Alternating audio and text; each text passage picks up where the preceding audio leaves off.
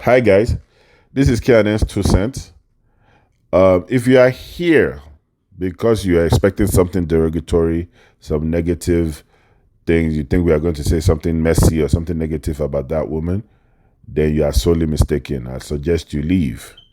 If you are here because you are curious or already understand that we are not messy and we might have a reason, then please listen. I'm sure by the end of the video, you would understand and even share. There's a reason why we are doing this video. But I would not go straight to the name, and I will just start kind of from the back by telling us, a story, a familiar story. Um, you know how usually you're hanging out with your boys, maybe boys you've not seen in a while, or you are doing like a reunion and stuff like that. And then you guys start conversating, or girls start conversating, start reminiscing. Oh, this guy. Oh, you remember this guy? Yes. Or you remember this girl? That topic always reaches. Oh, do you remember this girl? Ah, yes. Now she's rich. Oh, she owns this. She's the CEO of this. She's balling. And then the conversation gradually go to, oh, but she never married you. She never born. Oh, now wow. Well, what do you think happened? Then that's when you hear, um, I hear say she just sleep around in your. Oh, I hear say you just be hearing all types of weird things, and then it's when I hear those weird things that I jump in. I'll be like, no, it's just the Toke Makinwa syndrome, and every time I hear the same thing, huh? Now, those that know me and have heard me say it understand the breakdown, but those of you who are hearing it for the first time, they'll be like, huh? Then I get into it. I said, no, it's just the Toke Makinwa syndrome. These are just successful women that their success is also attacking them. Their success is the reason why they are in that situation. And then they will like, okay, even though they still want me to elaborate, then they'll be like, okay, then why do you call it Toke Makinwa syndrome? I said, well, it's because that's the one person I admire the most that falls into that category, that I believe falls into that category. And let me even throw this short joke in there. It's not a joke, but let me just call it a joke now. I always tell myself, and I joke, people that know me, I joke around with it a lot. I say, the day I run into Toke Makinwa, I will act like I'm gay. That way, I'll just become her best friend immediately. Then I just wait for her to cry on my shoulder. Hey, I could change her for her. That's the way I joke about it, but that's just how much I admire this woman. She's smart, she's intelligent, she's beautiful, she's sexy, she can act. The way she looks is it like I can go on, right? And I don't know if I remember, I don't know if I forgot to say she's beautiful and she's smart. But she's also, I guess, I want to believe in her late 30s, and I believe her success is also one of the reasons why she's not married or with no kids. There are probably other underlying factors, but this is my own theory and how I came about the syndrome. And so now that we at least understand why I named it that, I just named it after the person that I admire the most that falls into that category. Okay, so why did it get to that? Why is it that way? And I explained. I said, okay, look, there are underlying factors. We all have our flaws and but yes, those flaws are supposed to, they are there. Our partners are supposed to understand it and deal with it, So, but I believe most of these women suffer from their success. And I said it's two reasons. One, society, and themselves. Now, so what does society do? Society would not allow this woman live the way we men can do it, right? Society will not allow them. Society, we as men can, when we get rich or we get money, we can easily go for the same women on our level, or we look at women as trophies, and we can just easily see a woman selling plantain on the side and just admire her and say, look, you know what? I'm going to change your life. You're going to be my wife. Nobody will question that. Imagine if Toke sees security guard, maybe from her building or something, and decides that she wants to start dating him. It's her friends that will first of all kill her. Right? Imagine if she wants to do something like that. Then imagine we find out. The media, they will kill her. We know that. Right?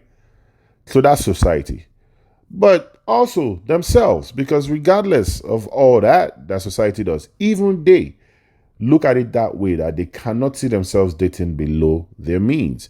They cannot see themselves dating someone who is not as successful or more, equally or more. Even they cannot get out of their own way to some extent. But then I'm now here to tell them why they can't seem to find a man with all this broken down society and themselves.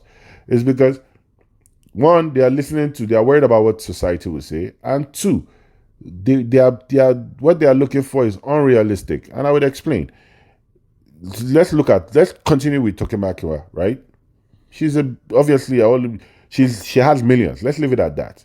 Now let's look at men that fall in that category, right? That own their own businesses, they are successful, they're entrepreneurs and stuff.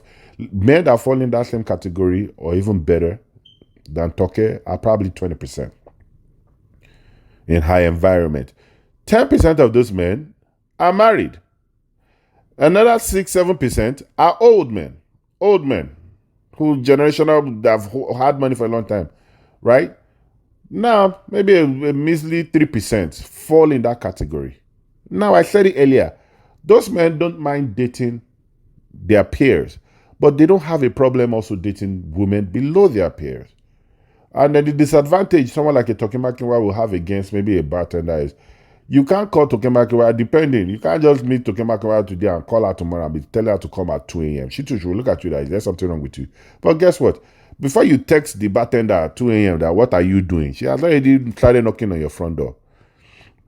You know what I mean? So it's hard for them to, and I don't know if they don't notice, but that man that you're looking for, even if you do find a man of your peers that falls into that category, there's a chance that even if he loves you to death, there are women below that category that would probably be willing to do more. That's why they kind of end up cheating, or they end up getting distracted, or they end up doing the wrong thing. You know what I mean? So I feel, and then the reason why I feel this video is important is now a lot of them, of this woman in that category, will now like to disguise it as something else.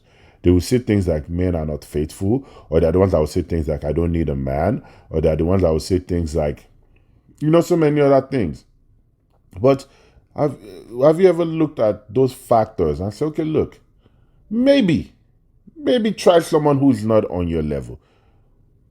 Look at the intentions. It could be a security guard. Does he really like you? Is he really taking care of you? Is he doing this? Is he giving you what your body needs? All those little things, right? Or maybe this guy is on the level I'm on, but he's probably going to be getting advances from other places. So maybe just come through better. But I think the most important part is a lot of these women really are cursed from their success because society will not let them date below their means. And even if they try to date their peers, they have competition that they cannot deal with. So I say this, if you know you have that Toke Makinwa syndrome, right, please look at these factors. Maybe stop aiming too high. Help. If you have a good way of looking at people's intentions or judging people from their actions, it could be one guy that maybe works where I don't even know the lowest place. Maybe works at where you pay your cable bill. He could be good looking, or he could be one guy at your gym that probably doesn't even really do anything serious. Like, what do you do? Oh, yeah, come. Date him. And, he could just be the man. You could be walking past your man every day and say, oh, he's not as cute. You're looking for the one that's cute, that wears Versace and everything. Be like, no.